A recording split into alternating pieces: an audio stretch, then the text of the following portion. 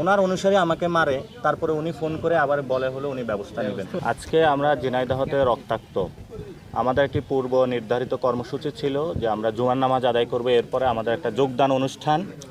তো আমরা যখন জুমার নামাজ পড়ে ঝিনাইদহ একদম ডিসির বাসভবনের সামনেই যে মসজিদটা আছে সেটা থেকে বের হলাম। বের হওয়ার পরেই ছাত্রদলের অনেক গুন্ডা পান্ডা সন্ত্রাসী তারা আসলো, তারা স্লোগান দিল। আমরা শান্তভাবে পরিস্থিতি এড়িয়ে যাওয়ার চেষ্টা করলাম। তো এরপরও তারা আমাদের ডিম নিক্ষেপ করা শুরু করলো। এরপরে তারা আমাদের ইট পাটকেল নিক্ষেপ করা শুরু করে। এক পর্যায়ে তারা আমাদের যারা সহযোদ্ধা আছে তাদেরকে ধরে মধ্যযুগীয় কায়দায় যে হকি স্টিক, বিভিন্ন যে দেশীয় অস্ত্রশস্ত্র সেগুলো দিয়ে উপর্যুপরি সবাইকে হলো আঘাত করা শুরু করে।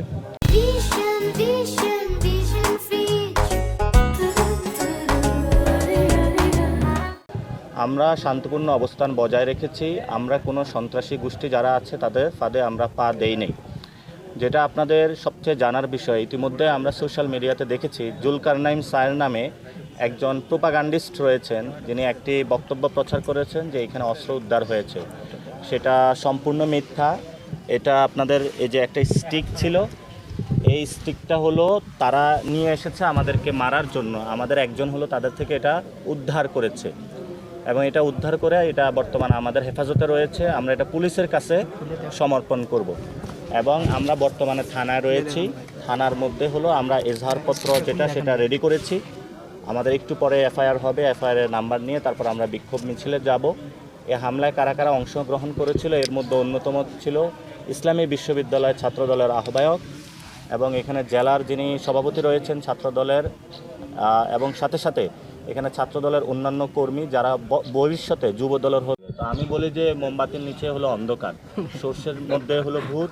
ওনার অনুসারী আমাকে মারে, তারপরে উনি ফোন করে আবার বলে হলো উনি ব্যবস্থা নেবেন। এটা হলো বাংলাদেশের তাদের নমুনা এবং হাস্যকর একটা ব্যবস্থা। সাথে সাথে বিএনপির যারা অ্যাক্টিভিস্ট তারা আজকে তারা হামলা করেছে। আমরা এখানে একটা যোগদান অনুষ্ঠান ছিল, সেই যোগদান অনুষ্ঠানকে তারা ব্যাহত করতে চেয়েছিল এবং ঝিনাইদহতে যে এনসিপির ফুটপ্রিন্ট যেটা সেটা তারা রাখতে দিচ্ছিল না। এবং আমি ইতিমধ্যেই স্পষ্ট করেছি যে সীমান্তে হত্যা হয়েছে, ফলত আমি মনে করি দাদা বাবুরা খেপেছে, দাদা বাবুদের সাথে তারাও খেপেছে।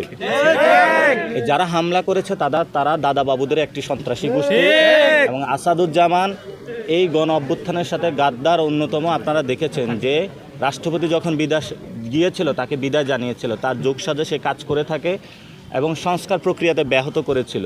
ফলত আমরা যখন সংস্কার প্রক্রিয়ার পক্ষে দাঁড়াচ্ছি, সীমান্ত হত্যার বিরুদ্ধে দাঁড়াচ্ছি, বাংলাদেশের নদীর অধিকারের জন্য দাঁড়াচ্ছি, ধর্ষণের বিরুদ্ধে দাঁড়াচ্ছি, জনগণের অধিকারের পক্ষে দাঁড়াচ্ছি, সেই জন্য তারা আমাদের উপরে হামলা করেছে। আমরা দেখব যে তারাও ভবিষ্যতে এমন বিচারহীনতার সংস্কৃতির মধ্যে দিয়ে যাবে। আমরা বিচারটা চাই।